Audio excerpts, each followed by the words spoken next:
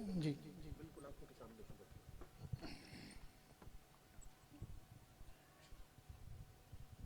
جی تھوڑا سا ادھر پھر چھکا سورج سامنے. جی بالکل ٹھیک.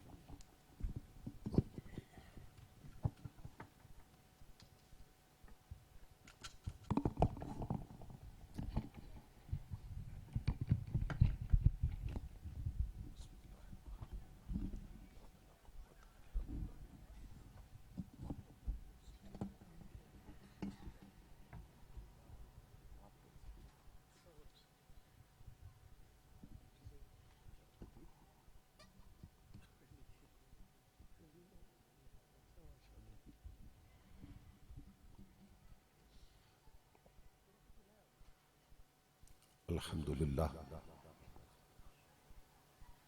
الحمد للہ الذی زین النبیین بحبیبہ المصطفیٰ ومن علی المؤمنین بنبیہ المجتبیٰ. الصلاة والسلام علی سیدنا ومولانا محمد خیر الورى وعلى آلہ واصحابہ المتأدبین بالتقویٰ. اما بعد اعوذ باللہ السمیع العلیم من الشیطان اللعین الرجیم. بسم اللہ الرحمن الرحیم.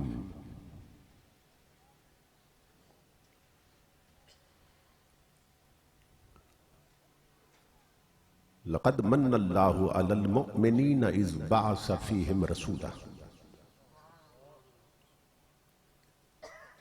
صدق اللہ مولانا العظیم. ان اللہ وملائکتہ یصلون علی النبی یا ایہا الذین آمنوا صلوا علیہ وسلموا تسلیما.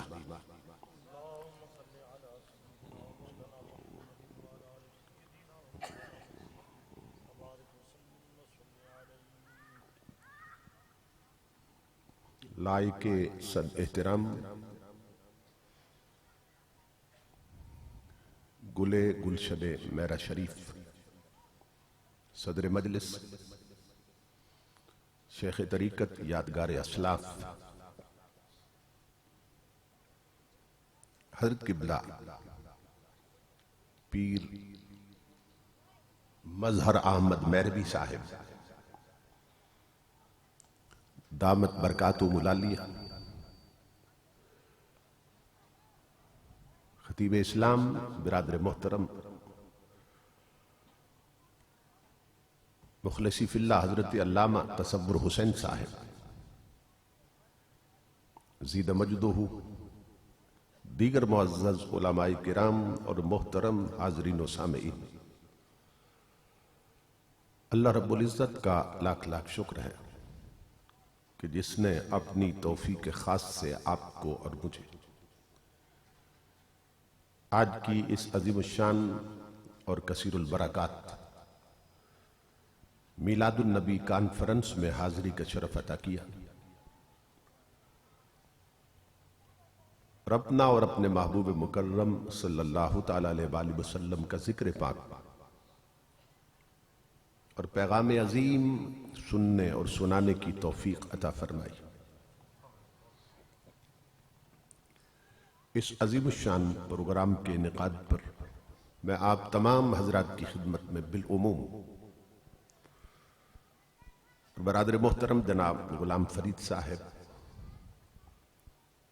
اور ان کے جملہ رفقاء اور معاونین کی خدمت میں بالخصوص دل کی اتھا گہرائیوں سے ہدیہ تبریک و تحسین پیش کرتا ہوں اور دعا کرتا ہوں کہ اللہ رب العزت دوستوں کی اس محنت کو اور ہم سب کی حاضری کو اپنی پاک بارگاہ میں قبول و منظور فرمائے،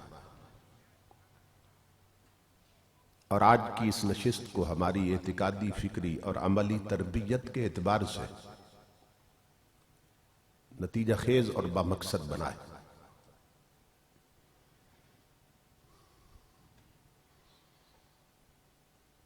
جس محبت کے ساتھ اور جس محنت کے ساتھ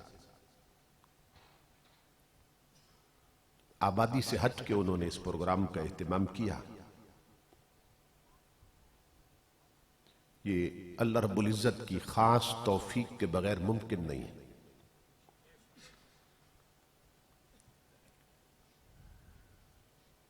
بہت زیادہ خوشی ہوئی، ایسے لوگوں کی محنت کی وجہ سے ہی اسلامی تشخص قائم ہے اور لوگوں کے سینوں میں نبی اکرم صلی اللہ تعالی علیہ وآلہ وسلم کی محبت کے چراغ جل رہے ہیں۔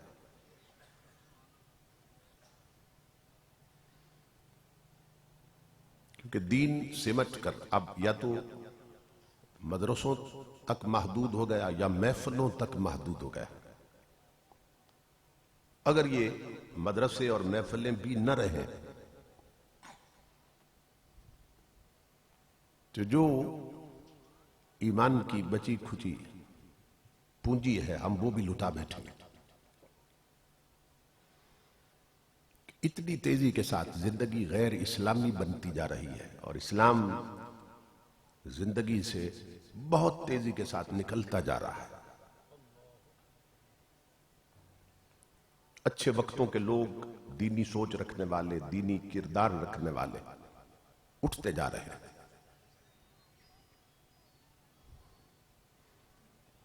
اور نئے لوگ دینی سوچ رکھنے والے تیار نہیں ہو رہے۔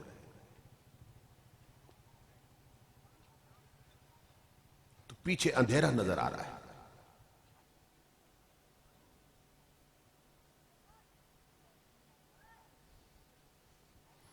تو ہمیں یہ کوشش کرنی چاہیے کہ ہم اپنے سینے میں اسلام کا جو درد رکھتے ہیں، جو جذبات رکھتے ہیں، وہ درد اور وہ جذبات اپنی اولاد میں بھی منتقل کر دیں اور انہیں بھی مسجدوں کے راستوں پہ چلنے کا عادی بنائیں اور انہیں بھی تلاوت قرآن کا عادی بنائیں اور انہیں بھی اسلامی طور طریقے اپنانے کا عادی بنائیں، کیونکہ ہمارے بچوں کی تعلیم کی ابتدا ہی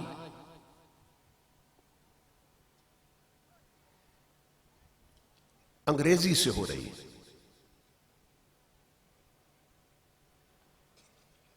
ہر شخص یہ چاہتا ہے کہ اس کا بچہ جب کچھ سیکھنے کے قابل ہو تو اسے انگلش میڈیم سکول میں بھیج دیا جائے۔ بہت کم لوگ ہیں جن کی توجہ اس طرف ہے کہ بچے کو انگلش میڈیم سکول میں بھیجنے سے پہلے قرآن پاک پڑھاتے اور دین کی تعلیم دیتے۔ نہ ہونے کے برابر ہیں ایسے لوگ۔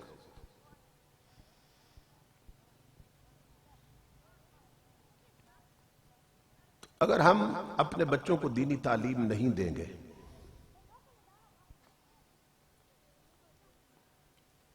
تو وہ دیندار کیسے بنیں گے؟ کیونکہ دین سمجھے بغیر اس پہ عمل نہیں ہو سکتا، شریعت کو سمجھے بغیر اس پہ عمل نہیں ہو سکتا۔ تو جب بچوں کو ہم دین سمجھائیں گے نہیں، پڑھائیں گے نہیں، تو صرف انگریز کی تعلیم حاصل کر کے تو وہ کبھی بھی حضور صلی اللہ علیہ وسلم کے سچے غلام نہیں بن سکتے۔ یہ ایک ایسی غفلت ہے کہ ہماری میجارٹی اور اکثریت اس میں مبتلا ہے۔ نبی اکرم صلی اللہ تعالی علیہ وآلہ وسلم نے فرمایا تھا، طلب العلم فریضۃ علی کل مسلم و مسلمہ، کہ علم شریعت حاصل کرنا ہر مسلمان مرد پہ بھی فرض ہے اور عورت پہ بھی فرض ہے۔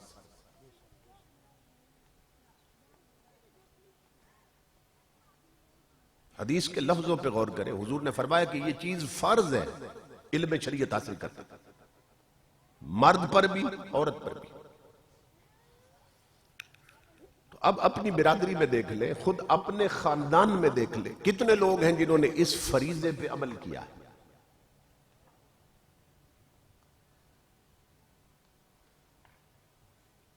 بڑی بڑی برادریوں میں آپ کو ایک بندہ بھی ایسا نظر نہیں آئے گا جس نے علم شریعت حاصل کیا، جس نے حضور کا دین پڑھا۔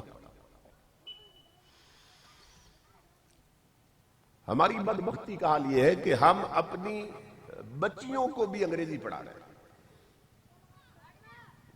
قرآن نہیں پڑھاتے، شریعت نہیں پڑھاتے، انہیں بھی انگریز کی تعلیم دی جا رہی ہے، انگریز کا سلیبس پڑھایا جا رہا ہے۔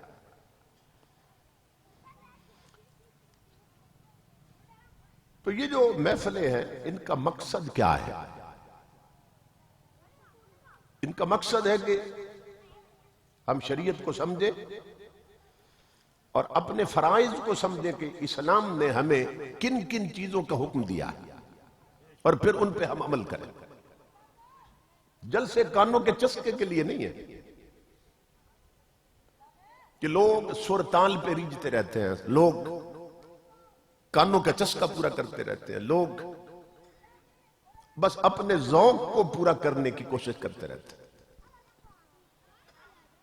اس سے انہیں غرض نہیں ہوتی کہ کوئی شریعت کی بات پلے پڑی ہے کہ نہیں پڑی، کوئی دین کا مسئلہ سمجھ آیا کہ نہیں آیا۔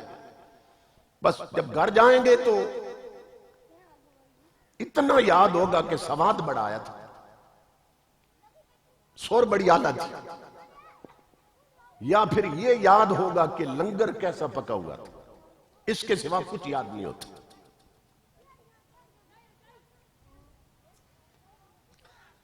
امام الانبیاء کی ساری عظمت حق ہے۔ کون مسلمان کہ جو تاجدار کائنات کو خدا کے بعد سب سے اونچا اور سب سے افضل نہیں مانتا؟ امام الانبیاء کی عظمتیں سارے مانتے ہیں مگر شریعت پر عمل نہیں کرتے۔ یعنی یہ کہیں گے ہمارا رسول سب سے حسین ہے، ہمارا رسول سارے نبیوں میں سب سے اونچا ہے، ہمارا رسول کامل ہے، اکمل ہے، مکمل ہے، مگر رسول جو کہہ گئے اس پہ عمل نہیں کریں گے۔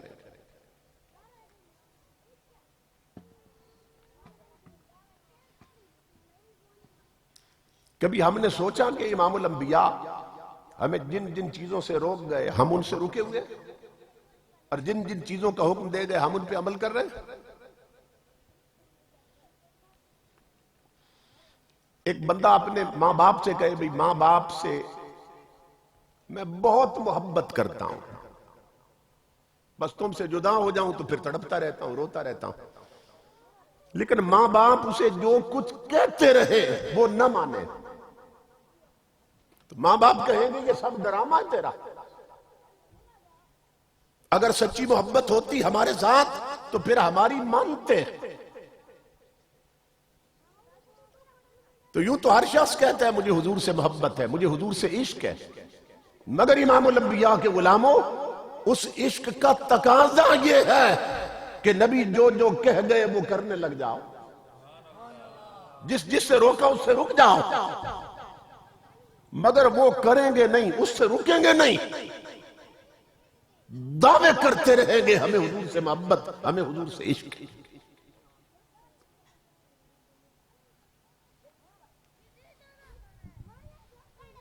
حضور غوث پاک رضی اللہ تعالیٰ عنہ فرماتے ہیں کہ میں تمہیں بتاتا ہوں کہ حضور کا سچا محب کون ہوتا ہے۔ یہ پیروں کے پیر فرماتے ہیں۔ اب اس تکڑی پہ ہم اپنے آپ کو تولیں جو غوث اعظم دے گئے۔ اب فرماتے ہیں جو حضور کا سچا محب ہے یا اللہ کا سچا محب ہے، المحب لا یملک شیئا یسلم الکل الی محبوبہ۔ جو امام الانبیاء کا سچا محب ہے اس کی پہچان یہ ہوگی کہ وہ خود کسی شے کا مالک ہی نہیں رہتا، اس کی ہر شے کے مالک رسول ہوتے ہیں۔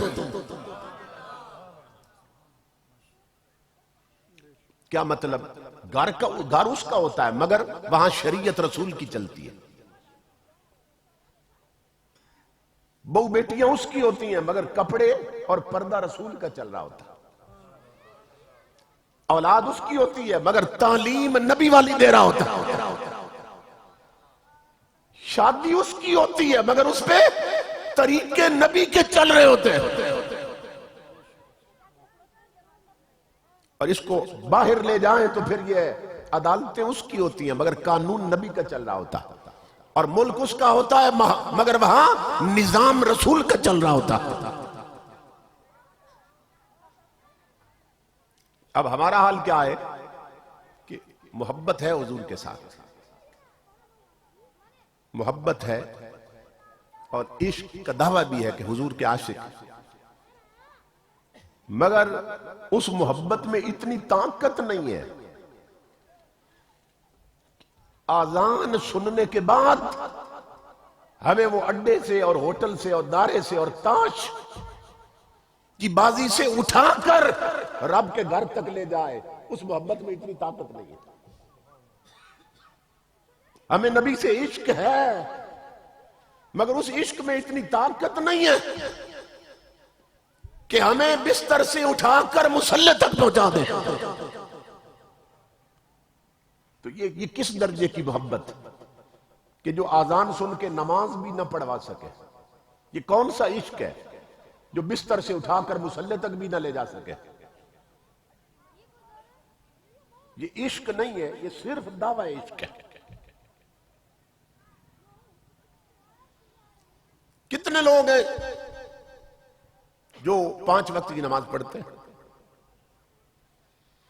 کتنے لوگ ہیں جو روزانہ تلاوت قرآن کرتے ہیں؟ کتنے گھروں کی بہو بیٹیاں ہیں، عورتیں جو شریعت کے مطابق پردہ کر کے گھر سے نکلتی ہیں؟ شہروں میں تو ویسے ہی بربادی ہو گئی نا، دیہاتوں میں بھی لوگوں نے اس چیز کو کبھی سوچا ہی نہیں کہ جو بچیاں ننگے منہ بازار میں جا رہی ہیں، چہرے پہ برقع نہیں ہے، پردہ نہیں ہے، چہرہ ڈھکا ہوا نہیں ہے، وہ جب گھر سے نکل کر پلٹ کے آتی ہیں تو کیسی ہوتی ہیں؟ آؤ حضور نے فرمایا لعن اللہ الناظر والمنظور الیہ۔ حضور نے فرمایا جو بے پردہ عورت گھر سے نکلتی ہے اس پر اللہ کی لعنتیں اترنے لگ جاتی ہیں، اور گھر لوٹ کے آنے تک اس پر رب کی لعنتیں پڑتی رہتی ہیں، اور جتنے اسے دیکھتے ہیں ان دیکھنے والوں پر بھی لعنت پڑتی ہے۔ حدیث کے لفظ ہے لعن اللہ الناظر والمنظور الیہ، کہ جو دیکھ رہا ہے اس پر بھی لعنت، جو اپنا آپ دکھا رہی ہے اس پر بھی لعنت۔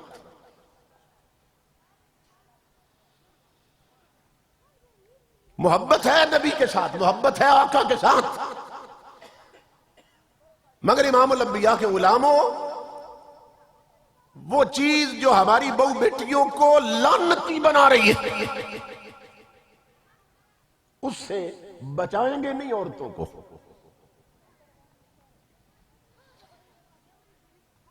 دو گز کپڑی لگے گا نا، یہ 3 گز کی چادر ہوگی۔ اگر گھر سے نکلتے وقت ہم عورتوں کو سمجھا دیں کہ بازار جانا ہے تو اس چادر میں لپٹ کے جانا اور پردہ کر کے جانا، تو پھر کیا قیامت آ جائے گی۔ آپ بازار میں جاتے ہیں نا ٹافیاں خریدنے، ٹافیوں کی دکانوں، تو کچھ ٹافیاں ایسی ہوتی ہیں کہ جن کے اوپر کور چڑھا ہوتا ہے اور کچھ ننگی پڑی ہوتی ہے، ان پہ کور نہیں ہوتا، اوپر غلاف نہیں ہوتا ان کے۔ تو آپ دیکھتے ہیں کہ جن پر غلاف نہیں ہوتا مکھیاں ان پہ ہی بیٹھی ہوتی ہیں، اور جو کور میں ہوتی ہیں نا، خول میں اور پردے میں ہوتی ہیں، ان پر مکھی بیٹھ بھی جائے تو گندی نہیں ہوتی، ان پر مکھی بیٹھ بھی جائے تو اس کا کوئی اثر نہیں ہوتا، کیونکہ وہ پردے میں ہے۔ اسی طرح جو عورتیں بے پردہ گھر سے نکلتی ہیں، لوگوں کی غلط نگاہوں کی مکھیاں ان پہ بیٹھتی ہیں، اور وہ جو گھر لوٹتی ہیں تو رب کی لعنتیں اور وہ گندی نظروں کا اثر لے کر گھر لوٹتی ہیں۔ اب مجھے بتائیے کہ یہ پردہ جو ہے یہ شریعت کا حکم ہے کہ نہیں ہے؟ تو پھر کتنے لوگ ہیں جو اپنی عورتوں کو پردہ کراتے ہیں؟ یہ زمینداروں میں تو اس کا رواج ہی کوئی نہیں، دیہاتوں میں تو اس کا رواج ہی کوئی نہیں، اللہ رب العزت نے قرآن حکیم میں کیا فرمایا؟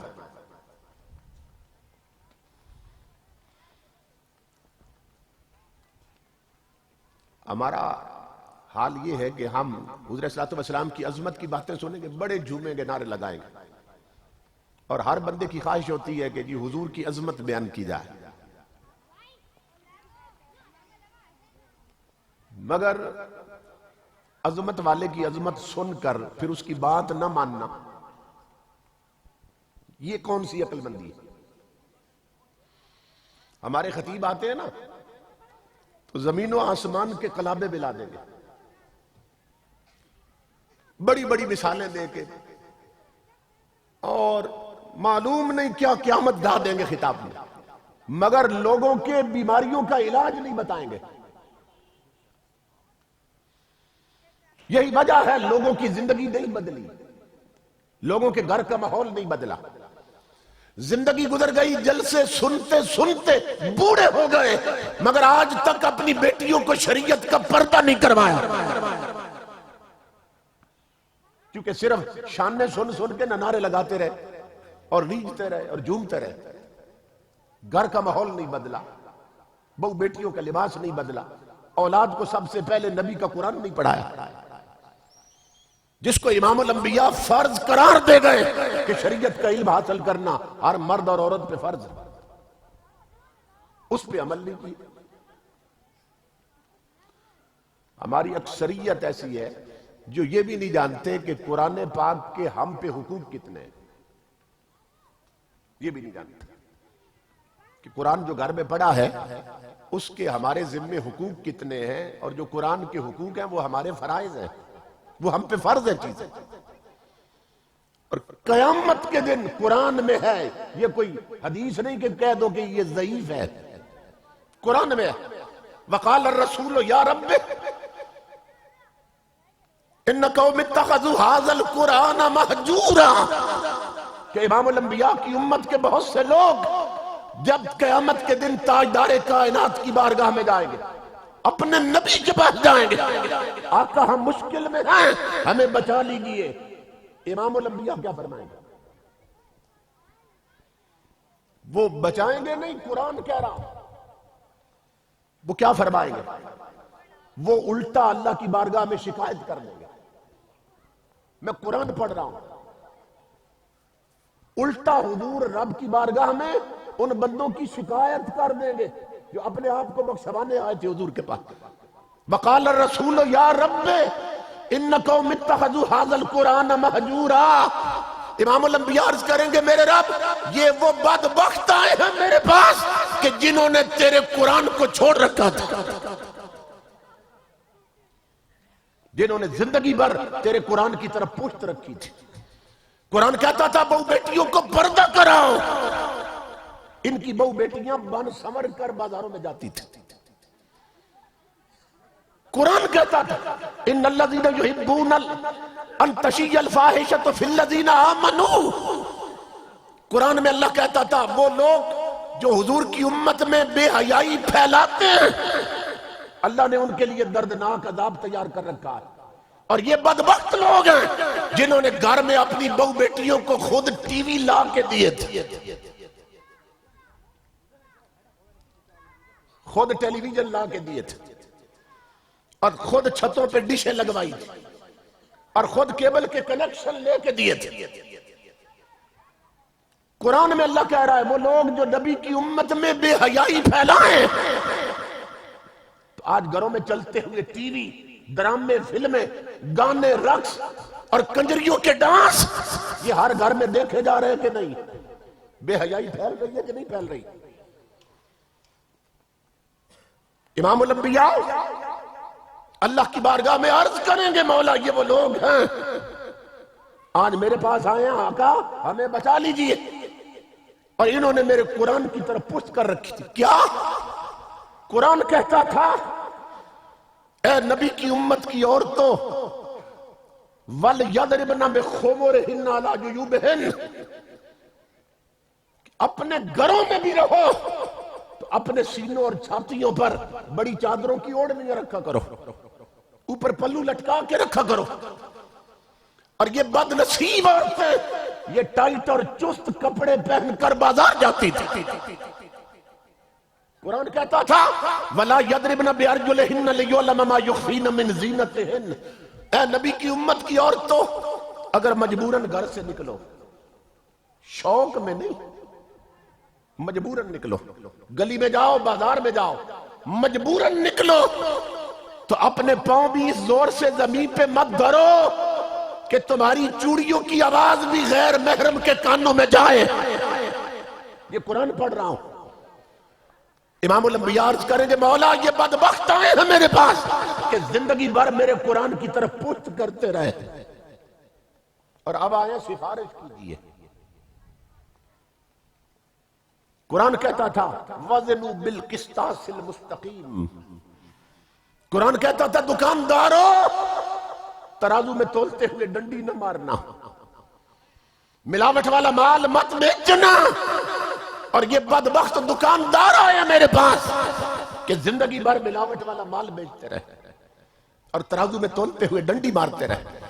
قرآن کہتا اور آقا فرما گئے من غش فلیس منا. فرمایا جو میری امت کو دھوکہ دے اور ملاوٹ کرے اس کا میری امت سے کوئی تعلق نہیں ہے. اور یہ دودھ میں پانی ملا کے بیچا کرتے تھے. تو بتاؤ کہ قرآن و سنت کے آئینے میں جب اپنا ہم چہرہ دیکھتے ہیں تو سب کچھ سامنے آ جاتا ہے کہ کتنا کون شریعت پہ عمل کر رہا ہے.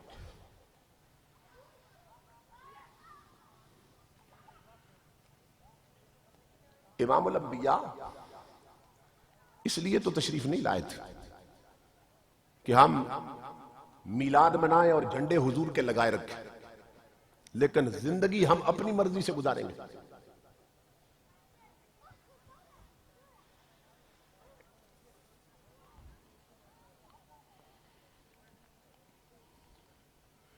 یہ رمضان آتا ہے نا، ربیع الاول کا مہینہ، تو نالین ہوتا ہے حضور کا نالین، اس کا نقشہ ہوتا ہے، نقشہ، سٹیکر بنے ہوئے، سٹیکر، اور بیج بھی بنے ہوئے، بالکل ایسے لگتا ہے سونے کے بیج ہیں، بڑے خوبصورت بن گئے بیج حضور کے نالین پاک کے سٹائل ماڈل سے بنے ہوئے. لوگ یہاں لگاتے ہیں، پیچھے بکسوہ لگا ہوتا ہے اور یہاں لگا لیتے ہیں، کئی ٹوپی میں لگا لیتے ہیں.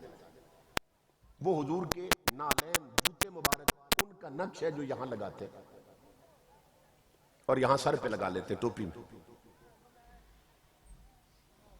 میں آپ کو بتانے لگا ہوں ہماری منافقت کا حال کیا ہے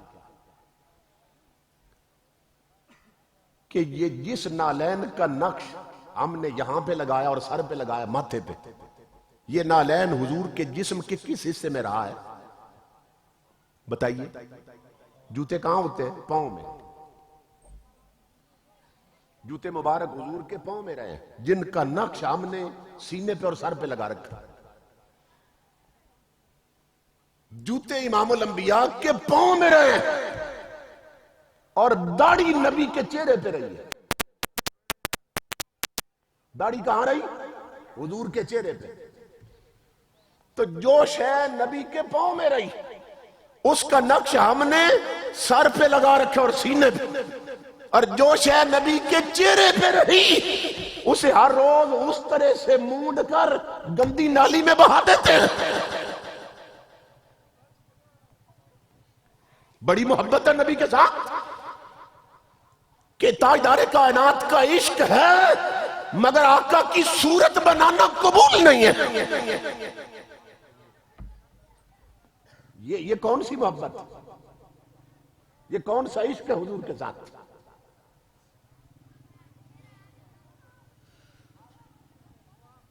تو امام الانبیاء کے غلاموں ہم شریعت سے بہت دور ہٹ گئے، بہت دور ہٹ گئے. آج غریب سے غریب آدمی بھی ہے نا، دیہات ہے یا شہر ہے، کوئی ڈھونگ ہے یا صرف ایک کوٹھا ہے جنگل میں، وہاں اگر عورتیں ہیں تو انہوں نے نیل پالش ضرور رکھی ہوئی ہے، سرخی بھی ضرور ہے، پاؤڈر کریمیں بھی ضرور ہے اور نیل پالش بھی ضرور ہے. یہ ناخنوں پر نہیں لگاتی ہیں عورتیں، نیل پالش. بھئی یہ نیل پالش لگاتی تو ہیں مگر مسئلہ کسی کو نہیں معلوم. یہ غور سے سنیں. ہمارے گھروں میں بے برکتی کیوں ہے؟ ہمارے گھروں میں نحوستیں کیوں ہیں؟ ہمارا رزق تنگ کیوں ہوتا جا رہا ہے؟ یہ جو رب نے ناخن بنائے نا، ان پر اگر نیل پالش لگا دے تو اللہ کے بنائے ہوئے ناخنوں پر پالش کا خول چڑھ جاتا ہے. پالش کا جیسے آپ لکڑی پر پینٹ کر دیں، روغن کر دیں تو لکڑی چھپ جاتی ہے نا روغن کے لیے. اسی طرح ناخنوں پر جب پالش لگا دیتے ہیں، نیل پالش، تو ناخن جو رب نے بنائے وہ اس پالش کے نیچے چھپ جاتے ہیں. اب جس عورت نے نیل پالش لگا رکھی ہے اگر اس کا جسم ناپاک ہو گیا، جیسے شادی شدہ عورتوں کا ہوتا، اگر اس پہ غسل واجب ہو گیا اور نیل پالش لگی ہوئی ہے اور اس نے نیل پالش نہیں اتاری، جو سمجھ رہے، وہ عورت اگر 7 سمندروں میں بھی غسل کرتی پھرے اس کا جسم پاک ہی نہیں ہوتا. تو ایمان سے بتائیے کتنے گھروں میں عورتیں ہیں جنہیں یہ مسئلہ معلوم ہے؟ نہیں معلوم. خامدوں کو نہیں معلوم، عورتوں کو کیا معلوم ہوگا؟ مردوں کو نہیں معلوم، عورتوں کو کہاں سے معلوم ہو جائے گا؟ اور جن گھروں میں نئی نئی شادی ہوتی ہے نا، 4 مہینے گزر گئے شادی کو، 6 مہینے یا سال، تو ان گھروں میں آپ غور کیجئے، یہاں کئی بیٹھے ہوں گے ایسے کہ ان کی بیویوں نے جو نئی نئی شادی جن کی ہوئی ہے اور آئی ہے، وہ 6 مہینے نیل پالش اترنے ہی نہیں دیتی. وہ اگلی تھوڑی سی پھیکی پڑتی ہے تو اوپر نہیں لگا دیتی. سال سال وہ نیل پالش نہیں اترنے دیتی. اور 6 مہینوں میں اور سال میں جسم ناپاک ہوا 1000 بار، اور شریعت نبی کے مطابق غسل نہیں ہوا ایک بار بھی. تو بتاؤ ان کے جسم کتنے ناپاک ہو چکے ہیں. اور انہی ناپاک ہاتھوں کے ساتھ وہ پھر آٹا گوندتی ہیں، اسی سے پھر روٹیاں پکاتی ہیں. وہی بیچارے بزرگ کھاتے ہیں جو مسجد جاتے ہیں نماز پڑھنے. اب بزرگ ہی رہ گئے نمازی، تو وہ بیچارے جاتے ہیں مسجد ان ناپاک ہاتھوں کی روٹی کھا کے. تو کیا ہوتا ہے، اندر جو تھوڑی روشنی ہوتی ہے وہ بھی بجھ جاتی، ختم ہو جاتی، کیونکہ شریعت کا مسئلہ ہی نہیں معلوم تو عمل خام کریں گے.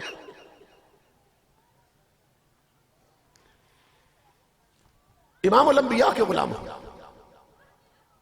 اب جس قوم کا یہ حال ہو، اور آپ کو نئی بات بتانے لگا ہوں، جتنی سرخی چائنا میں بن رہی ہے، اور ہمارے ملک میں میڈ ان چائنا سستی ملتی ہے سرخی، چین کی بنی ہوئی چیزیں وہ سستی ہوتی ہیں، اور چین کافروں کا ملک ہے. وہ کیا کرتے ہیں، وہ چوہے کھاتے ہیں، وہ چھپکلیاں کھاتے ہیں. چین کے لوگ چوہے کھاتے ہیں، وہ کیڑے مکوڑے کھاتے ہیں، گندے ترین کافر ہیں.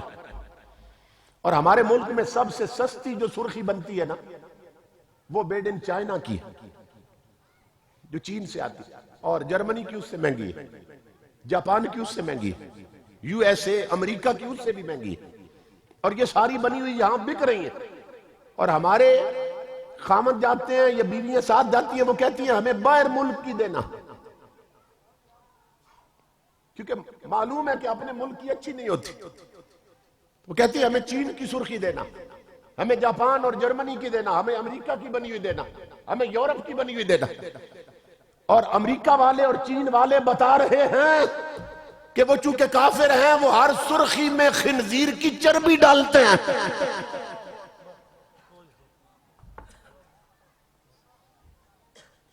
نہیں یقین میرے پاس، ہاں میں تمہیں کتاب پڑھاؤں.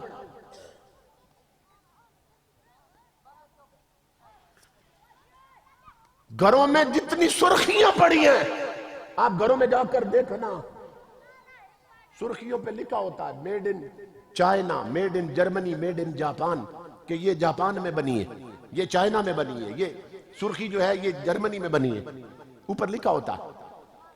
تو جا کے دیکھنا.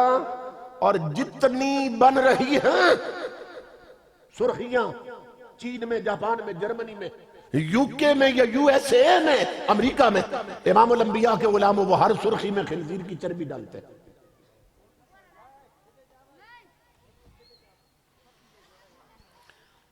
میں انگلینڈ کے دورے پہ جاتا رہتا تھا، تو جو انگلینڈ کا شہر ہے نا برمنگھم، لندن تو مشہور ہے، اس کے بعد بڑا شہر برمنگھم ہے، برمنگھم میں رہتا تھا۔ وہاں سے میں نیشنل کوچ پہ اسکاٹ لینڈ جاتا تھا، 8 گھنٹے کا سفر ہے، ڈنڈی آخری شہر ہے سمندر کے کنارے، وہاں خطاب کے لیے مسلمان رہتے تو بلاتے تھے، تو وہاں جاتا تھا۔ تو موٹر وے پہ جب وہ کوچ جا رہی ہوتی تھی تو دونوں طرف کھیت ہے نا، جیسے ہمارا موٹر وے یا سڑکوں کے دونوں طرف کھیت ہوتے، تو میں نے کھیتوں میں خنزیروں کے ان کے اجڑ دیکھے، اجڑ، کیونکہ وہ خنزیر کا گوشت سب سے زیادہ پسند کرتے ہیں، اور بکرے سے بھی مہنگا ہے وہاں خنزیر کا گوشت۔ تو وہ پھر کیا کرتے ہیں، گوشت و خنزیر کا وہ کھاتے ہیں انگریز اور کافر، اس کی چربی سرخی میں ڈالتے ہیں۔ اب مجھے بتائیے کہ جس قوم کی بچیوں نے یہاں خنزیر کی چربی مل رکھی ہے، جسم کے اور حصے پہ نہیں، منہ پہ مل رکھی ہے، اور نیل پالش کی وجہ سے جسم اتنے ناپاک ہو چکے ہیں، ان بچیوں کی جھولی میں نمازی اور غازی کہاں سے پیدا ہوں گے؟ پھر ان کی مانگی ہوئی دعائیں کہاں قبول ہوں گی؟ وہ سجدے بھی کریں گی تو سجدے مردود ہوں گے، رد ہوں گے۔ تو اس طرف کسی کا دھیان نہیں، کسی کی توجہ نہیں، کیونکہ ہم ہیں چوری کھانے والے مجنون۔ اسلام مانگتا ہے خون، اسلام کہتا ہے یا ایھا الذین آمنوا ادخلوا فی السلم کافہ، اے ایمان والو پورے کے پورے اسلام میں داخل ہو جاؤ۔ یہ قرآن کا حکم ہے، یہ نہیں کہ آدھے تیتر اور آدھے بٹیر بنے رہو کہ ٹھیک ہے جی یہ بھی چلتا رہے وہ بھی چلتا رہے۔ ایسا نہیں ہوتا کہ گھر میں کوئی مر گیا تو قرآن کا ختم بھی کروا لیا، گھر میں شادی آئی تو ڈھولک بھی بجوا لی، ڈھولکی بجوا لی، گانے چلا دیے، ڈانس کروا دیا، دھمال ڈال لی۔ اسلام اس کی اجازت نہیں دیتا۔ اسلام کہتا ہے اسلام قبول کرنا ہے تو مکمل اسلام میں مسلمان بن جاؤ، اسلام میں داخل ہو جاؤ، آدھے تیتر آدھے بٹیر بن کے نہ رہو۔ اور ہمارا حال کیا ہو چکا ہے کہ گھر میں کوئی مر گیا تو 4 دن ٹی وی نہیں چلائیں گے۔ اچھا سوال یہ ہے کہ جب مر گیا تو گھر میں ٹی وی کیوں بند کر دیا 2-4 دن؟ اس کا مطلب مان گئے کہ ٹی وی کوئی ایسی شے ضرور ہے کہ جب گھر میں کوئی مر جائے تو پھر نہیں چلانا، کیونکہ اس میں گانے چلتے ہیں، اس میں فلمیں چلتی ہیں، اس میں ڈرامے چلتے ہیں۔ اب مرنے پہ ہمیں قبر یاد آ گئی تھوڑی سی 4 دن کے لیے، بس 4 دن گزرے پھر ٹی وی آن ہو گیا، پھر اسی طرح فلمیں، ڈرامے، اور کئی بابے بھی اینک صاف کر کے بیٹھ جاتے ہیں کہ پچھلی کس دیکھی تھی اور یہ نہ رہ جائے میری۔ اب ہوٹلوں پہ دیکھ لے، ہوٹلوں پہ رات کو بھی 12 بجے 1 بجے گزرے تو ہوٹلوں پہ انہوں نے ڈشیں لگائی ہوئی ہیں، اور رات کے 2-2 3-3 بجے، کیونکہ اس وقت ہوٹلوں پہ گاہک کوئی نہیں ہوتا، ملازم اور مالک بیٹھ کر کنجریوں کے ڈانس دیکھ رہے ہوتے ہیں، بسوں کے اندر گانے چل رہے ہیں، فلمیں چل رہی ہیں، ڈرامے چل رہے ہیں۔ اور امام الانبیاء کیا فرما گئے؟ حضرت صلی اللہ علیہ وسلم نے فرمایا یکونو فی امتی 4 فتن، میری امت میں 4 بڑے فتنے پیدا ہوں گے مختلف زمانوں میں، اور آخری بڑا فتنہ جو میری امت کو برباد کر کے رکھ دے گا، سنو آقا کی حدیث، آقا نے فرمایا وآخر حل غنا، میری امت کی بربادی کا آخری بڑا فتنہ گانا بجانا ہوگا۔ وہ گانے سننے والوں اور نغمے اور گیت سننے والوں اور شادیوں پہ ڈیک لگا کے کنجریوں کے گانے چلانے والوں، اور مدینے والا فرما رہا ہے تمہاری بربادی ہی گانوں سے ہوگی، اور تمہارا کوئی موبائل خالی نہیں ہے گانوں سے، تمہارا کوئی ہوٹل ایسا نہیں ہے جہاں گانے نہ ہو، तुम्हारा कोई ट्रक, कोई ट्राली, कोई सुजुकी, कोई ट्रैक्टर ऐसा नहीं है कि जिस पर कंजरी का गाना ना लगाओ। और मदीने वाला कह रहा है गाने सुनोगे तो बर्बाद हो जाओगे।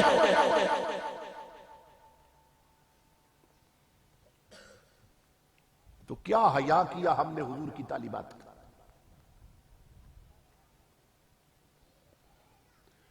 तवज्जो ही नहीं।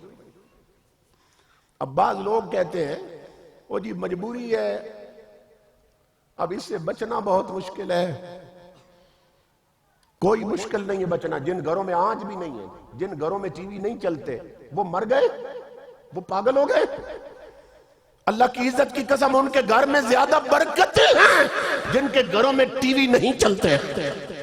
वो ज्यादा रहमतों में रहते हैं, वो ज्यादा सुकून और बरकत में रहते हैं। और जिस मुश्किल की तू बात कर रहा है कि जी बचना मुश्किल है, तो फिर कब्र का अजाब सहना आसान है? जहन्नुम में जाना आसान है? आज टीवी से बचना मुश्किल है तो रब का अजाब सहना आसान है तेरे लिए? तुझे खबर ही कोई नहीं अजाब क्या होगा। और इमामुल अंबिया ने खबर दी कि मेरी उम्मत में एक वक्त आएगा कि ये बुराइयां, बेहयाइयां, गाने, ढोल, डमके, राग बाजे और टेलीविजन और कंजरियों के रक्स और डांस, ये घर घर इस तरह फैल जाएंगे कि हुजूर ने फरमाया अस्साबिरु फीहि अला दीनिही कल काबिज़ अलल जमर। मैं हदीस पढ़ रहा हूं हुजूर की। आका ने फरमाया उनमें अपने आप को बचा के रखने वाला मेरा उम्मती, जो दीन पे चलता रहेगा बड़े सब्र के साथ, बड़े हौसले और हिम्मत के साथ। इमामुल अंबिया ने फरमाया बुराई इतनी फैल जाएगी उम्मत में कि दीन पर साबिर रहने वाला और चलता रहने वाला इतनी मुश्किल में होगा। कल काबिज़ अलल जमर, जिस तरह वो बंदा मुश्किल में होता है जिसने हाथ में अंगारे पकड़े हुए हो। मिसाल दी हुजूर, किसी की मुट्ठी अंगारों से भर दो और पकड़ा दो उसे। आका ने फरमाया जितनी मुश्किल में वो होता है ना, मेरी उम्मत पे वक्त आएगा शरीयत पे चलने वाला इतनी मुश्किल में हो जाएगा कि बदबख्त उसे ताने देंगे। बिरादरी के लोग कहेंगे ये सूफी हो गया है, ये साईं हो गया, ये मुल्ला हो गया, जो मुंह में आएगा बकते फिरेंगे। और इमामुल अंबिया फरमाते हैं मेराज की रात जब मैंने जन्नत देखी, ये गौर से सुनना, फरमाया अक्सर अहलिल जन्नत बुलहुन। हुजूर ने फरमाया मेरी उम्मत के लोगों, जब मैंने जन्नत देखी तो अपनी उम्मत के जितने भोले लोग थे सब मैंने जन्नत में फिरते देखे हैं। जितने भोले लोग, कौन? जिन्हें लोग कहते थे ये साईं है, इसे दुनिया की हवाई को नहीं लगी, कहते थे ये मसीतल है, और ये मौलवी हो गया है, और ये सूफी है, ये अल्लाह मियां की गाय है, पता नहीं जो नाम आता था बक देते थे। इमामुल अंबिया ने फरमाया जिन्हें तुम साईं कहते हो, जिन्हें तुम भोला कहते हो, उन्हीं को मैंने जन्नत में फिरते देखा है। और अपने तई जितने चालाक थे वो सब जहन्नुम में जल रहे थे। जो ज्यादा टेढ़ू बनते थे और पांडे बनते थे, और जो ज्यादा समझते थे हमने अकल बड़ी है कि हमने प्लाट बना लिए बेईमानी करके, हमने कोठियां और बंगले बना लिए हरामखोरी करके, हमने भाइयों के हक और जमीनें छीन कर बड़ी तरक्की कर ली। आका फरमाते जिन्हें अपनी अकल पे नाज था वो बदबख्त सारे जहन्नम में जल रहे थे। ये सूरत हाल है। इसलिए ज्यादा चालाक बनने की कोशिश न करे, अल्लाह से दुआ किया करे मौला हमें भी उन भोलों में रखना कि जिन्हें तेरे हबीब ने जन्नत में फिरते देखा। उस अकल पे लानत भेजो जो बंदे को जहन्नमी बना दे। और आज सूरत हाल ये है कि कोई नौजवान अगर तकरीर सुनता है ना, या उलमा के साथ उठता बैठता है, या दावत इस्लामी के माहौल में जाता है, तो वो फिर छोड़ देता है गाने वगैरह। वो कहता है नहीं मैं शादी भी शरीयत के मुताबिक करूंगा। अब उस बेचारे का ज़हन बन जाता है कि शादी शरीयत के मुताबिक करनी, ढोल नहीं बजेंगे, गाने नहीं चलेंगे। उसके मामे और चाचे आकड़ जाते हैं। मामा कहेगा मैं ढोल बजाऊंगा, चाचा कहेगा मैं गोले छोड़ूंगा, میرے بھانجے اور بھتیجے کی شادی ہے، کیسے؟ ڈھول نہیں بجے گا، میں کروں گا۔ اور چاچو اور ماموں، حضرت شاہ نصیر الدین گولڑوی تمہیں کہہ رہے ہیں، کہتے ہیں ٹکر نہ لے نبی کی شریعت سے ہوش کر، اور دوزخ میں جھونکتی ہے یہ ٹھوکر لگی ہوئی۔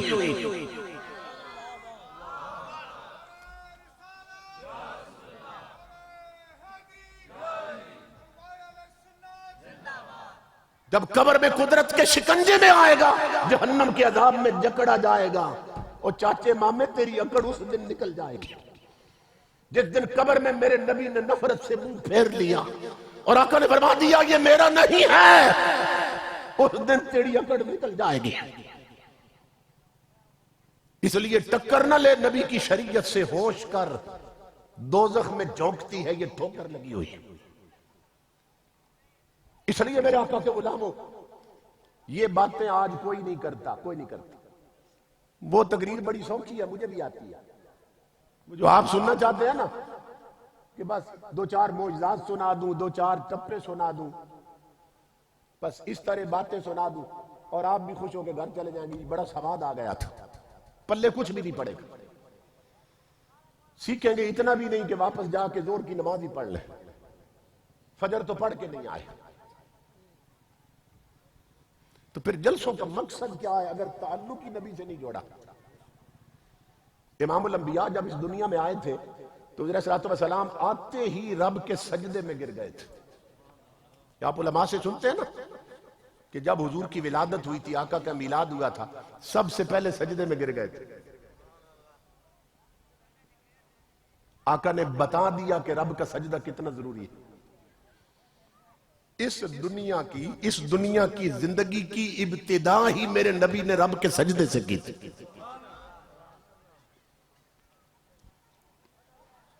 اب حضور صلی اللہ علیہ وسلم کا ہم میلاد بھی مناتے ہیں اور معراج بھی مناتے ہیں۔ تو حضور صلی اللہ علیہ وسلم جب معراج پہ گئے تھے تو سجدے اللہ نے تحفے میں دیے تھے، سجدے تحفے میں دیے تھے، نمازیں تحفے میں دی تھی۔ اور جب اپنا میلاد ہوا، حضور خود پیدا ہوئے تو سب سے پہلے سجدے میں گر گئے۔ تو ہم جو اہل سنت ہیں، ہم حضور کا معراج بھی مناتے ہیں اور میلاد بھی۔ معراج النبی کے دل سے بھی کرتے اور میلاد النبی کے دل سے بھی کرتے۔ میلاد پر خود سجدے میں گرے، معراج پر سجدے تحفے میں لائے۔ اب جو معراج اور میلاد منائے اور سجدے نہ کرے اور نمازیں نہ پڑھے، بتاؤ اس سے بڑا پھر منافق کون ہے؟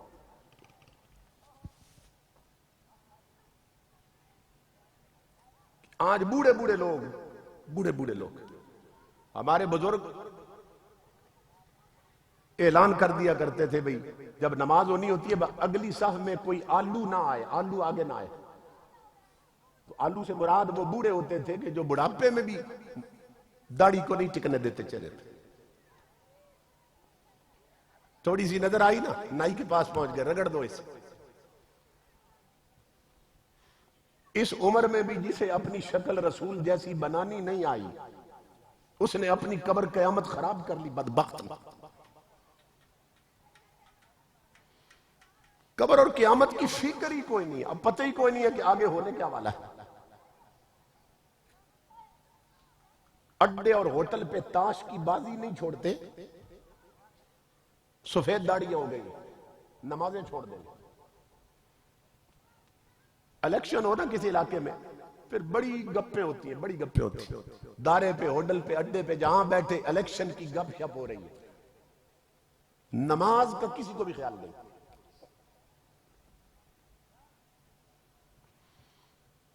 دوسروں کی فکر ہے کہ وہ ووٹوں میں جیت جائے، وہ جیت جائے، اور خود بیچارہ ہارتا جا رہا ہے، خود ہارتا جا رہا ہے، اور اب قبر میں اترنے والا ہے۔ اسی طرح جنہیں دو لفظ پڑھنے آتے ہیں نا، انہیں صبح سویرے اخبار مل جائے تو اوپر سے لے کر نیچے تک پوری پڑھیں گے اور فوٹو بھی دیکھیں گے بڑے غور سے۔ اب قبروں میں اترنے والے 80 سال، 60 سال، 50 سال عمر ہو گئی، اخبار ساری پڑھ لیں گے، نہیں پڑھیں گے تو گھر میں نبی کا قرآن نہیں پڑھیں گے۔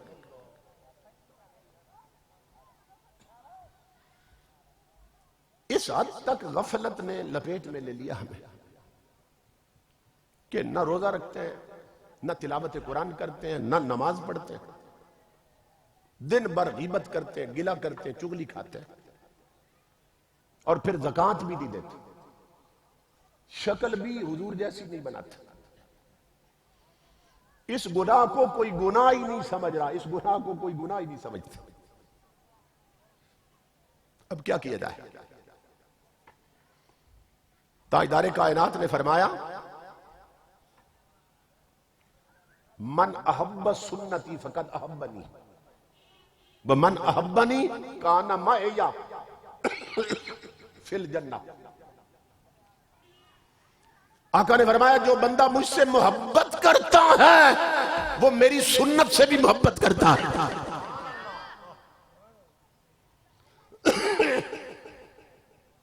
جو مجھ سے پیار کرتا ہے، یہ حضور نے بات ہی ختم کر دی، فیصلہ کر دیا۔ فرمایا جو مجھ سے پیار کرتا ہے وہ میرے طریقوں سے اور سنت سے بھی پیار کرتا ہے، اور جو میری سنت سے پیار کرتا ہے وہ میرے ساتھ جنت میں رہے گا، وہ میری سنگت میں ہوگا، میرے ساتھ ہوگا، کیونکہ میرے طریقوں سے پیار کرتا تھا، اس لیے میں نے اسے اپنے پاس رکھا۔ اور جس نے میرے طریقوں کو پسند ہی نہیں کیا، دیکھو نا، فوجیوں کی اپنی وردی ہوتی ہے، پولیس کی اپنی وردی ہوتی ہے، کوئی ماتھے پہ نہیں لکھا ہوتا بھئی یہ فوجی اور یہ پولیس والا ہے، آپ صرف وردی دیکھ کر پہچان جاتے ہیں یہ پولیس والا ہے، یہ فوج والا ہے، یہ فوجی ہے اور یہ سپاہی ہے، پہچان جاتے ہیں نا کپڑوں سے، کیونکہ شکل و صورت جس سے ملتی ہو، لباس ڈھنگ جس محکمے سے ملتا ہو، پتہ چل جاتا ہے اس محکمے کا۔ تو قبر میں اگر یہودیوں والی شکل لے کے جاؤ گے، نہ منہ پہ داڑھی نہ مونچھ ہے، جب فرشتے قبر میں پہنچیں گے تو پہنچتے ہی پہچان جائیں گے یہ کوئی نبی والا نہیں لگ رہا، یہ کوئی مدینے والے کا غلام نہیں لگ رہا، یہ کوئی یہودی یا عیسائی تو نہیں آ گیا۔ پھر جب بعد میں پوچھیں گے مر ربک، بتا تیرا رب کون ہے، تو امام الانبیاء کے غلاموں وہ نہیں بتا سکے گا، کیوں کہ رب کے گھر آتا جاتا تو رب سے آشنائی ہوتی ہے، اور جس کے گھر جائیں اس سے تعلق جڑتا ہے۔ وہ بدبخت اڈے میں رہا، ہوٹلوں پہ رہا، تاش کی بازی پہ رہا، 5 وقت اذان سن کر بھی رب کے گھر نہیں گیا، تو جب رب کے گھر نہیں گیا تو رب کی پہچان کیسے ہوگی؟ نہیں بتا سکے گا کہ میرا رب اللہ ہے، کیونکہ وہ دل میں نہیں اترا ہوا تھا، زبان پر تو تھا، جب بھی اذان سنی کلمہ پڑھ لیا، لا الہ الا اللہ محمد رسول اللہ، کلمہ پڑھ لیتا تھا مگر اوپر اوپر سے پڑھتا تھا۔ اور اس کی مثال دی بزرگوں نے، اللہ کے ولیوں نے۔ ایک بزرگ کہتے ہیں میرے گھر میں طوطا تھا، طوطا پنجرے میں تھا، تو میں اس کو کہتا تھا میاں میٹھو کہو اللہ، وہ کہتا تھا اللہ، میں کہتا تھا کہو اللہ، وہ کہتا تھا اللہ، میرے ساتھ کہتا تھا اللہ اللہ اللہ۔ وہ فرماتے ہیں ایک دفعہ پنجرے کا دروازہ کھلا رہ گیا، میں سامنے بیٹھا تھا، میں دیکھ رہا تھا، اچانک بلی آئی نا، اس نے طوطے کو گردن سے پکڑ لیا، اور اسے پکڑ کر نا، پنجرہ کھلا ہوا تھا دروازہ، لے کر درخت پہ چڑھ گئی۔ اب وہ طوطا مر رہا تھا، اس کی جان نکل رہی تھی، اب میں کر بھی کچھ نہیں سکتا تھا، وہ درخت پہ تھے۔ تو کہتے ہیں کہ طوطا مرتے ہوئے ٹیں ٹیں کر رہا تھا، ٹیں ٹیں کر رہا تھا۔ وہ کہتے ہیں میں سوچنے لگ گیا کہ یہ بدبخت پنجرے میں تھا تو اللہ اللہ کرتا تھا، مرتے ہوئے ٹیں ٹیں کیوں کر رہا، اللہ اللہ کیوں نہیں کر رہا؟ وہ موت کے وقت تو اسے رب یاد آنا چاہیے، اللہ اللہ کیوں نہیں کر رہا؟ وہ کہتے ہیں مجھے بات سمجھ آ گئی کہ اللہ اللہ مرتے وقت اس لیے اس کے منہ سے نہیں نکل رہا کہ جو پنجرے میں اللہ اللہ کرتا تھا نا، وہ زبان تک رہی تھی، دل میں اللہ نہیں اترا تھا، دل میں ٹیں ٹیں ہی اتری ہوئی تھی۔ ابھی اگر دل میں اللہ اللہ اترا ہوتا تو مرتے ہوئے بھی منہ سے اللہ اللہ نکلتا، لیکن چونکہ دل میں اللہ نہیں اترا تھا، دل میں ٹیں ٹیں تھی، اس لیے مرتے ہوئے بھی ٹیں ٹیں کر رہا ہے۔ اس لیے صرف اذان سن کر کلمہ پڑھنے والوں اور نمازیں نہ پڑھنے والوں جب مرو گے تو تمہارے دل سے بھی ٹینٹ نکلے گی، اللہ اللہ نہیں نکلے گا، کیونکہ تمہارے دل میں نہیں اترا۔ دل میں اترتا تو نمازیں نہ چھوڑتے، دل میں اترتا تو زکوٰۃ سے منہ نہ پھیرتے، دل میں اترتا تو گھر کا ماحول نبی کی شریعت کے مطابق بناتے۔ تو ہمارے دل میں کوئی نہیں اترا ہوا، ہاں زبان پر ہے، زبان پر ہے۔ اس لیے اپنے دل میں اللہ کو اتار لو، دل میں اللہ کو اتار لو، من میں اللہ کو اتار لو، من میں، اور ایسا اتارو کہ باہر کا بھی نقشہ بدل جائے۔ کم از کم اپنا حلیہ تو اپنے نبی جیسا بنا لو، اپنی شکل و صورت تو حضور صلی اللہ علیہ وسلم کے ساتھ ملا لو۔ اتنا بھی نہیں کرو گے تو پھر قبر میں معلوم نہیں کیا ہونے والا ہے۔ میں آپ کو ایک واقعہ سناتا ہوں، آپ کو اندازہ ہو جائے۔ حضرت با یزید بستامی تھے، یہ بہت بڑے اللہ کے ولی گزرے ہیں، اور حضور غوث پاک سے بھی پہلے گزرے ہیں۔ تو آپ بتائیں کہ وہ زمانہ پھر کتنا عجیب زمانہ ہوگا۔ آپ کے ہاتھ پر ایک کفن چور نے آ کے توبہ کی۔ کفن چور آیا اور اس نے آ کے کہا کہ حضرت میں اپنے گناہوں سے توبہ کرنا چاہتا ہوں، مجھے توبہ کروائیے اور طریقہ بتائیے۔ آپ نے اس سے پوچھا کہ تیرا جرم کیا تھا، گناہ کیا کرتا تھا؟ تو وہ کہنے لگا کہ میں زندگی بھر مسلمان میتوں کے کفن چوری کرتا رہا ہوں۔ جہاں پتہ چلتا تھا کوئی مسلمان مر گیا، میں اس کے جنازے میں بھی شریک ہو جاتا تھا، دفن میں بھی، اور نشان رکھ کے آ جاتا۔ جب رات کو دنیا سو جاتی میں جاتا اور اوپر سر کی طرف سے نہ مٹی ہٹا دیتا، سلے ہٹا دیتا، اندر اتر کر میت کا پورا کفن اتار کر بازار بیچ دیتا تھا۔ تو حضرت میں اب توبہ کرنے آیا ہوں، کیونکہ میں نے بھی تمہاری جانا ہے، اس لیے مجھے توبہ کروا دو۔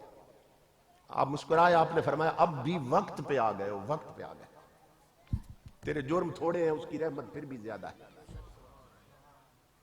وہ دیکھو نا ہمارے ہاں تو یہ محاورہ ہے نا کہ صبح کا بھولا شام کو آئے تو اسے بھولا نہیں کہتے۔ بھئی شام کو آ جائے تو پھر بھولا نہیں، لیکن 4 دن لیٹ ہو جائے تو پھر کوئی منہ نہیں لگاتا، پھر سارے انگلی اٹھاتے ہیں، پتہ نہیں کیا کرتا رہا، کہاں رہا۔ مگر اللہ فرماتا ہے میری بارگاہ کا قانون اور ہے کہ یہاں زندگی بھر کا بھولا بھی آ جائے تو میری رحمت بڑھ کے اسے گلے لگا لیتی، مگر آئے تو صحیح میری طرف۔ اس نے کہا حضرت میں نے بھی مر جانا، مجھے توبہ کروائیے۔ آپ نے اسے توبہ کروائی، طریقہ بتایا، اپنے ہاتھ پہ مرید کیا۔ اب آپ نے فرمایا مجھے بتا کہ تو نے زندگی میں کتنی مسلمان میتوں کے کفن چوری کیے ہوں گے؟ وہ کہنے لگا حضرت اب توبہ کر چکا، جھوٹ نہیں بولوں گا، اللہ کی عزت کی قسم 1000 مسلمان میتوں کے کفن چوری کیے میں نے، یعنی پوری زندگی اسی دندے میں گزری۔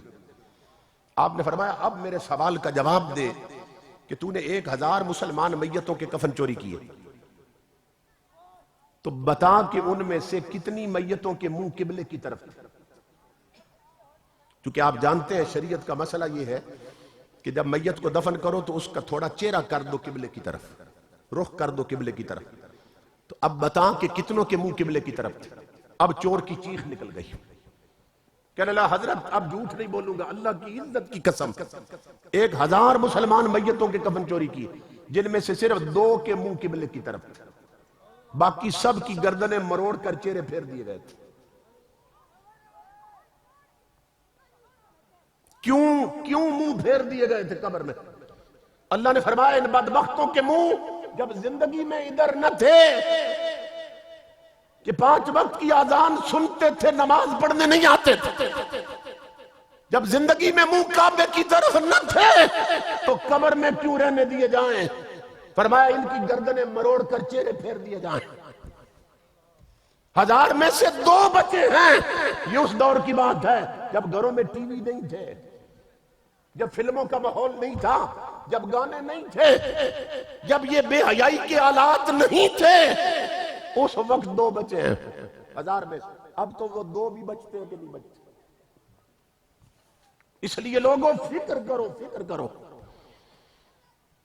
زندگی ہاتھوں سے نکلتی جا رہی، اپنے گھر کے ماحول کو اسلامی بناؤ، منت کر کے سمجھا کہ جیسے سمجھو کہ طریقہ کارگر ہو جائے گا۔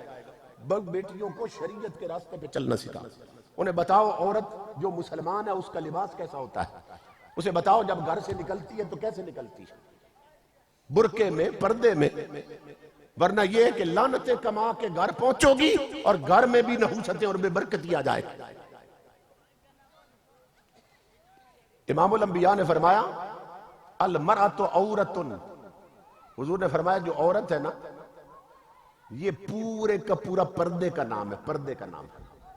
عربی زبان میں عورت کا معنی ہی پردہ ہے، پردے کی شے۔ تو حضور نے فرمایا کہ اذا استعطرت فمرت بالمجلس فہی زانیہ، کہ جو عورت خوشبو لگا کے گھر سے نکلتی ہے، اندازہ کریں صرف خوشبو لگا کے نکلتی، آج بچیاں سکول بھی جاتی ہیں تو پرفیوم لگا کے جاتی، چونکہ شریعت بتائی نہیں گئی۔ آقا نے فرمایا جو عورت خوشبو لگا کے گھر سے نکلتی ہے وہ عورت شریف نہیں رہتی، وہ نبی کی نظر میں بدکارہ ہوتی ہے۔ فَهِيَ زَانِيَّةٌ، حدیث کا لفظ پڑھ رہا ہوں، ایک ہوتا ہے زانی، عورت ہو تو زانیہ، مرد ہو تو بدکار، عورت ہو تو بدکارہ۔ اور جب جاتی ہے گھر سے نکلتی ہے پردے کے بغیر، شیطان دیکھ کے کیا کہتا ہے؟ آقا کی حدیث سنیے، شیطان کہتا ہے انت نصف جندی، عورت کو کہتا ہے جو بن سمر کے جا رہی ہے پردے کے بغیر، کہتا ہے تو میرا آدھا لشکر ہے، حدیث ہے نبی کی۔ عورت کو کہتا ہے جو بن سمر کر نکلتی ہے سرخی پاؤڈر لگا کے بازار جاتی، شیطان کہتا ہے انت نصف جندی، تو میرا آدھا لشکر ہے۔ کیا مطلب؟ کہ شیطانوں کا آدھا لشکر جتنا کام کرتا ہے نا تو اکیلی اتنا ہی کرے گی، مخلوق خدا کو بھٹکائے گی، گمراہ کرے گی، آنکھوں کے زنا میں مبتلا کرے گی، لوگوں کے ذہن خراب کر دے گی۔ بہت خوش ہوتا ہے، کہتا ہے میرا آدھا لشکر نکل آیا بازار میں لوگوں کو بھٹکانے اور گمراہ کرنے کے لیے۔ تو کس راستے پہ ہم چل رہے ہیں؟ اس لیے میرے آقا کے غلاموں اپنے آقا کا میلاد مناؤ اور آقا کی شریعت اپناؤ۔ حضور صلی اللہ علیہ وسلم کی آمد کی خوشی ہمیں ہے نا، امتی ہیں ہم، امتی ہمیں خوشی ہے۔ ہمیں کس بات کی خوشی ہے؟ کہ حضور ہمیں مل گئے۔ لیکن مدینے کی طرف منہ کر کے پوچھو آقا آپ کی خوشی کس شے میں ہے؟ یہ تو ہماری خوشی ہے، آپ ہمیں مل گئے۔ تو مدینے سے آواز آتی ہے میرے امتی میری خوشی اس دن ہوگی جس دن پورے کا پورا تو مجھے مل جائے گا۔ لیکن تو پورا ابھی مجھے نہیں ملا، تیری شکل انگریزوں جیسی ہے، تیرے کرتوت ہندوؤں جیسے ہیں، تیرے گھر کا ماحول غیر اسلامی ہے، ابھی تو پورے کا پورا میرا نہیں بنا، ابھی صرف کلمے کی حد تک میرا بنا۔ تو جب پورے ہو جاؤ گے نا حضور کے غلام بن جاؤ گے، اللہ کی عزت کی قسم کھلی آنکھوں سے دیکھو گے رب کی رحمتیں کس طرح نازل ہوتی ہیں۔ یہ ممتاز قادری اسی دور کا بندہ ہے، غازی ممتاز اسی دور کی بندہ ہے نا۔ تو امام الانبیاء کے غلاموں کتنے کرم ہوئے تھے، صرف نبی کے نام پر جان واری ہے، جان واری ہے۔ اور ابھی صرف 3 مہینے جیل میں ہوئے تھے غازی ممتاز۔ ہمارے ایک بہت بڑے چوٹی کے عالم ہیں، بڑی اپروچ کے بعد اسے جیل میں ملنے گئے تھے، ابھی 3 مہینے جیل میں اسے ہوئے تھے، ویسے تو 4 سال رہا نا۔ تو وہ کہتے ہیں میں صرف یہ پوچھنے گیا تھا کہ غازی جس نبی نے پتھر مارنے والوں کو دعائیں دی ہیں، تو نے تو نبی پہ جان واری ہے، بتا جیل میں کوئی مدینہ سے خیرات آئی ہے؟ کوئی آقا نے بھیک دی ہے تجھے؟ کوئی رنگ نظر آیا عطا کا؟ تو کہتے ہیں میرے سوال پر غازی ممتاز کی چیخ نکل گئی اور کہنے لگا حضرت کچھ نہ پوچھیے، اللہ کی عزت کی قسم جب سے جیل میں آیا ہوں مجھے 12 بار دیدار مصطفیٰ نصیب ہو چکا ہے۔ غازی ممتاز کہنے لگا لوگوں کی نظر میں جیل کی کوٹڑی ہے، مگر میرے نبی نے میرے لیے مدینے کی گلی بنا دی کہ اس جیل کی سلاخوں کے پیچھے 12 بار مجھے نبی کا دیدار نصیب ہو چکا۔ تو امام الانبیاء بتا رہے ہیں جو میرے ساتھ تعلق جوڑ لے سچا غلام بن جائے، مجھے معلوم ہے وہ گھر میں رہتا ہے یا میرا عاشق جیل میں رہتا ہے، کہا جہاں بھی رہتا ہوں ہم اپنا دیدار کرا دیتے، ہمارا کرم شامل حال ہو جاتا۔ اس لیے میرے بھائیوں پکے سچے نمازی بن جاؤ۔ جس نے نماز نہیں پڑھی اس نے نبی کو ناراض کر لی، جس نے زکوٰۃ نہیں دی اس نے نبی کو ناراض کر لی، جس نے گھر میں فلمیں اور ڈرامے چلائے اور ٹی وی رکھا اس نے نبی کو ناراض کر لی، جس کے گھر کی بہو بیٹیوں نے شریعت کا پردہ نہ کیا اس کا نبی اس سے کبھی خوش نہیں ہوگا۔ کیونکہ امام الانبیاء کی غیرت کا حال یہ تھا کہ حاتم طائی کافر کی بیٹی ایک جنگ میں قیدی بن کے حضور کے سامنے آئی تھی، کافروں کی عورتیں قیدی بن کے آئی تھی، تو حاتم طائی کی بیٹی کی چادر سر کی نہ کہیں گر گئی تھی اس دھکم پیل میں، تو صحابہ کہتے ہیں جب اللہ کے حبیب کی نظر پڑی نا کہ اس کے سر پہ چادر نہیں ہے تو اللہ کا حبیب دوڑ پڑا اس کی طرف اور اپنی وہ کالی کملی کے جس کی عظمت کی فرشتے قسمیں کھاتے تھے آقا نے اتار کر کافر کی بیٹی کے سر پہ ڈال دی، فرمایا میری بیٹی اپنا سر ڈھانپ لو، اپنا جسم ڈھانپ لو۔ اس کی چیخ نکل گئی، کہنے لگی محمد عربی یہ بات مجھے سمجھ نہیں آ رہی، اتنی محبت سے آج تک میرے سگے باپ نے میرے سر پہ چادر نہیں رکھی، آپ دشمن ہو کے میرا سر ڈھانپ رہے ہیں۔ امام الانبیاء فرمانے لگے بیٹی تو ابھی نبی کی شریعت سے آشنا نہیں ہے، سن میری تعلیم یہ ہے کہ بیٹی کافر کی ہو پھر بھی بیٹی ہوتی ہے۔ آقا کے غلاموں اب خود سوچو کہ جس نبی نے کافر کی بیٹی کا ننگا سر دیکھا تھا دل اتنا تڑپا تھا کہ اپنی کملی اس کے سر پہ ڈال دی، آج اس نبی کا کلمہ پڑھنے والیوں نے اپنے سر ننگے کر لیے، جسم ننگے کر لیے، تو حضور کے دل پہ کیا بیت رہی ہوگی۔ پہلے عورتیں پورے کرتے پہنتی تھی پورے بازو والے، اب یہ ہے کہ ہاف سے بھی اوپر چلی گئی، پورے بازو ننگے نظر آتے، پہلتے بین والے کرتے پہلے پہنتی تھی، اب یہ ہے کہ گریبان اور گلے اتنے کھلے ہو گئے کہ چھاتیاں اور نیک لائنیں نظر آ رہی ہیں، پہلے ڈھیلی ڈالی شلواریں پہنتی، اب دیہاتوں میں بھی عورتیں پاجامے پہنتی، ٹائٹ پاجامے پہنتی ہے، جسم کا انگ انگ جوڑ جوڑ نظر آتا ہے۔ اور امام الانبیاء نے فرمایا یہ بدبخت عورتیں میری امت کی یہ کپڑے پہن کر بھی شریعت کی نظر میں ننگی رہتی ہیں۔ نساء کاسیات ناریات حدیث ہے حضور کی کہ میری امت پہ وقت آئے گا عورت ہوگی کپڑے میں مگر شریعت کی نظر میں کپڑے میں ہو کر بھی ننگی ہوگی، کیونکہ کپڑے اتنے ٹائٹ پہنے گی اور لباس اتنا چست پہنے گی کہ جسم کے ساتھ اس طرح لپٹا ہوا ہوگا کہ جسم کے جن حصوں کا چھپانا ضروری ہے وہ خود ابھر کے سامنے آ جائے۔ اس لیے میرے آقا کے غلاموں اپنے آپ کو حضور کی شریعت کے راستے پہ چلاؤ، قرآن پاک کی تلاوت کے عادی بن جاؤ، بچوں کو سب سے پہلے حضور کے قرآن اور دین کی تعلیم دو، تب جا کر حضور خوش ہوں گے، تب جا کر گھر میں رب اور رسول کی رحمتیں اتریں گی۔ اللہ رب العزت میرے محترم بھائی جناب غلام فرید صاحب انہیں سلامت رکھے کہ جنہوں نے بڑی محنت سے اس پروگرام کا اہتمام کیا، ہمیں اکٹھا کیا اور ہم نے مل بیٹھ کر اللہ اور اس کے محبوب کا ذکر بھی سنا اور پیغام بھی سنا اور سنایا اور بھولا ہوا سبق یاد کر لیا۔ اللہ سب کو عمل کی توفیق عطا فرمائے، جیسا کہ اعلان کیا حضرت مولانا تصور حسین صاحب نے کہ حضرت صاحب زادہ پیر کاشف حسین صاحب ان کی نعت شریف ہونی ہے، پھر حضرت دعا فرمائیں گے، اسی طرح جم کے بیٹھے اللہ رب العزت ہمیں شریعت پر چلنے کی توفیق عطا فرمائے۔ وما علینا الا البلاغ۔ رہے تھے جناب علامہ مولانا پروفیسر محمد عمر فیض قادری صاحب، اللہ تعالیٰ ایسے علماء اہل سنت کا سایہ ہمارے سروں پہ قائم دائم فرمائے۔ مختصر وقت میں نعت رسول مقبول ہوگی اور اس کے بعد انشاءاللہ دعا ہوگی۔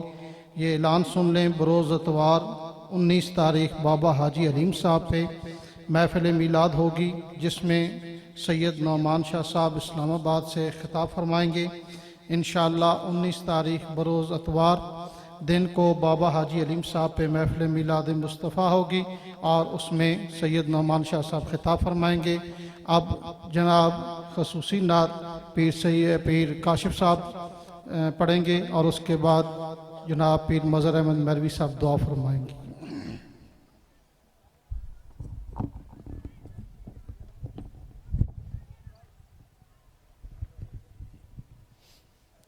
اعوذ باللہ من الشیطان الرجیم، بسم اللہ الرحمن الرحیم۔ حاضرین محفل السلام علیکم ورحمۃ اللہ وبرکاتہ۔ سنا ہے آپ ہر عاشق کے گھر تشریف لاتے ہیں، ذرا محبت سے کہہ دیے سبحان اللہ۔ اپنے جگنے کا ثبوت دیتے ہوئے محبت کے ساتھ کہہ دیے سبحان اللہ۔ سنا ہے آپ ہر عاشق کے گھر تشریف لاتے ہیں، میرے گھر میں بھی ہو جائے چراغاں یا رسول اللہ۔ اسی ذوق کو برقرار رکھتے ہوئے حضور پاک کی بارگاہ میں محبت کے ساتھ درود پاک نظر پیش کی پڑھیے صلی اللہ علیہ یا رسول اللہ وسلم علیک یا حبیب اللہ، یا نبی سلام علیکہ،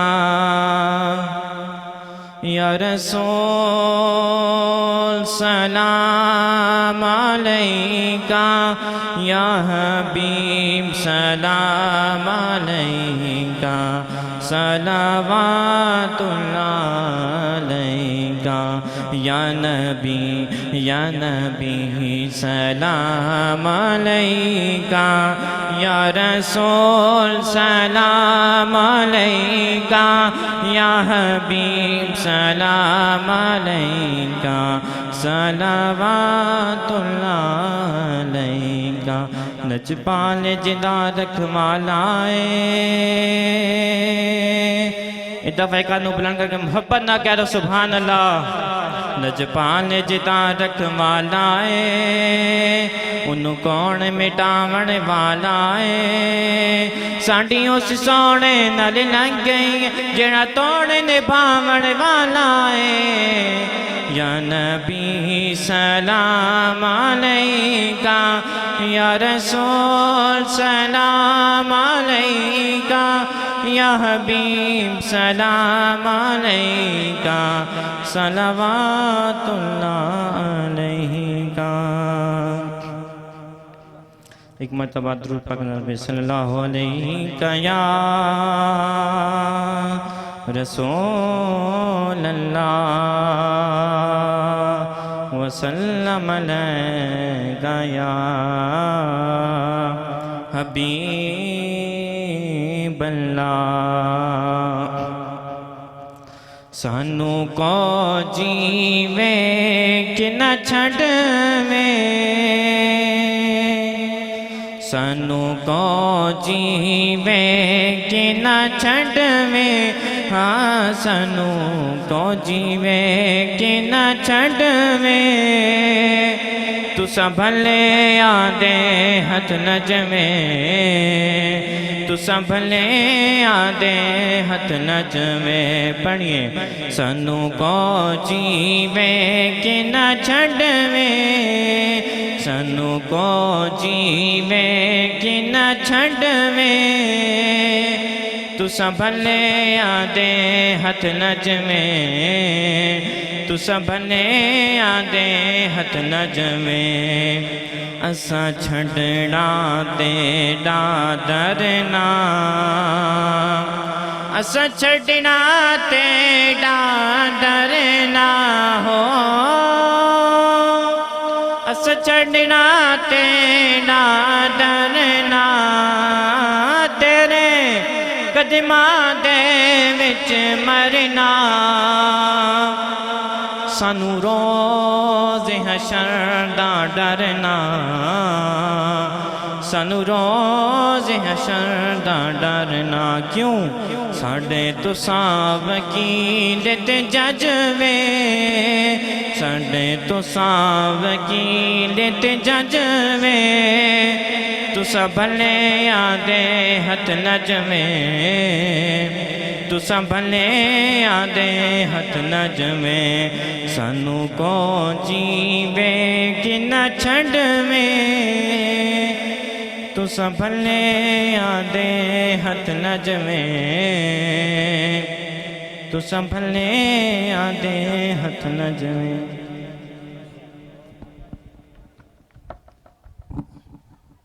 ماشاءاللہ جناب ماسٹر غلام فرید صاحب کی طرف سے اور ان کی جملہ ٹیم کی طرف سے تمام احباب کا جو دور و نزدیک سے تشریف لائے دل کی گہرائیوں سے شکریہ ادا کرتا ہوں۔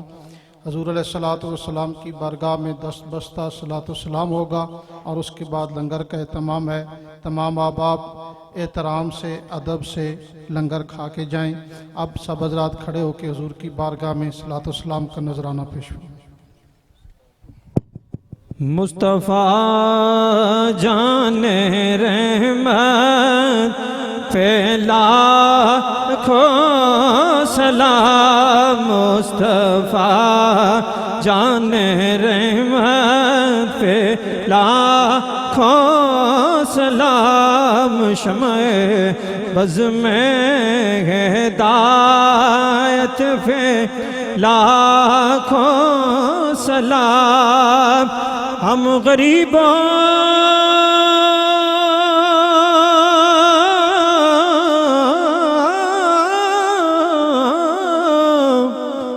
کے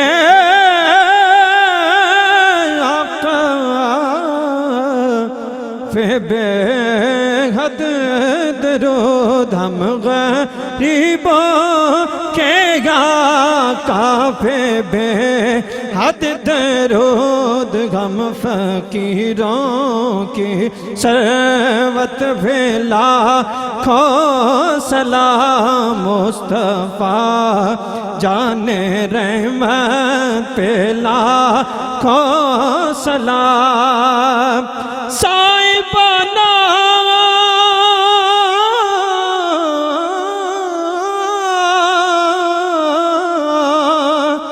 مہربانہ راہیا شال جی میں خیر تھی بھی ماہیا،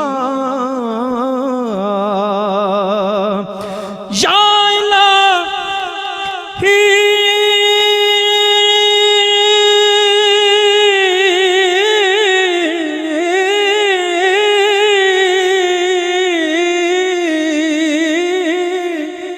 صدقے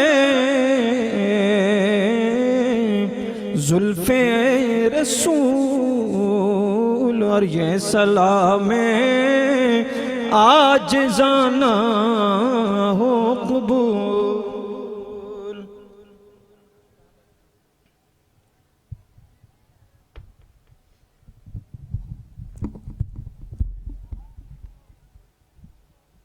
بسم اللہ الرحمن الرحیم۔ اللہم صلی اللہ سیدنا مولانا محمد وعلی سیدنا مولانا محمد بارک وسلم صلی اللہ۔ اے خداوند کریم، اپنے پیارے حبیب صلی اللہ علیہ وسلم کے صدقے میں، حضرت غوث پاک رحمت اللہ علیہ کے صدقے میں، حضرت شاہ سلمان توسوی اور خصوصاً خواجہ احمد میروی رحمت اللہ علیہ صدقے میں اللہ پاک ای میلاد مصطفیٰ کی محفل اپنی بارگاہ میں قبول و مقبول فرما۔ ہمارا ساروں کا اس محفل میں آنا قبول و مقبول فرما۔ اس محفل کا صدقہ ہمارے کبیر صغیر گناہ معاف فرما، اور ہمیں 5 وقت نماز پڑھنے کی توفیق عطا فرما، قرآن اس پہ عمل کرنے کی توفیق عطا فرما۔ اے خداوند کریم، تمام مشکلیں سب کی آسان عطا فرما، سب کو صحت کاملہ عطا فرما، گھروں میں اتفاق نہیں اتفاق عطا فرما، جن کے گھروں میں رزق نہیں رزق عطا فرما، کوئی بیمار ہے تو شفا عطا فرما، جن کی اولاد نہیں خدا ان کو اولاد عطا فرما، جن کی ہے خدا انہیں نیک اور سیدھے راستے پہ چلنے کی توفیق عطا فرما۔ علامہ صاحب نے جو بھی فرمایا ہمیں سب کو ان پہ عمل کرنے کی توفیق عطا فرما۔ سب دعا کریں کہ فرید صاحب نے جو محفل سجائی اللہ وہ بھی قبول و مقبول فرما، ان کے گھر میں اللہ تعالیٰ تمام بیماری سے نجات عطا فرما، تکلیفوں سے نجات عطا فرما، اللہ ان کے بچوں کو نیک کر دے۔ جتنے علماء کرام نے اس محفل میں شرکت کی سب کی حاضری قبول کرے، ان کے بھی اللہ تعالیٰ ہر مشکل سب کی آسان عطا فرما۔ اللہ قرآن اس پہ عمل کرنے توفیق عطا فرما، بحران رحمت بھی عطا فرما، اور ایسے محفلیں سجانے کی قبول و مقبول فرما۔ اس محفل کا صدقہ ہر مراد پوری ہو، ہر مشکل آسان عطا فرما، اللہ کی رحمتیں عطا فرما، برکت عطا فرما۔ اے خداوند کریم، تو ذات کبریا کے واسطے رحم کر مجھ پہ، ہم سب پہ، محمد مصطفیٰ صلی اللہ علیہ وسلم کے واسطے۔ میں ہوں سخت اوزار بندہ محنت میں حضیر، کھول دے مشکل علی و مرتضیٰ کے واسطے۔ صلی اللہ تعالیٰ خیر خلقی و نور عرشی سیدنا مولانا محمد اجمعین برحمت۔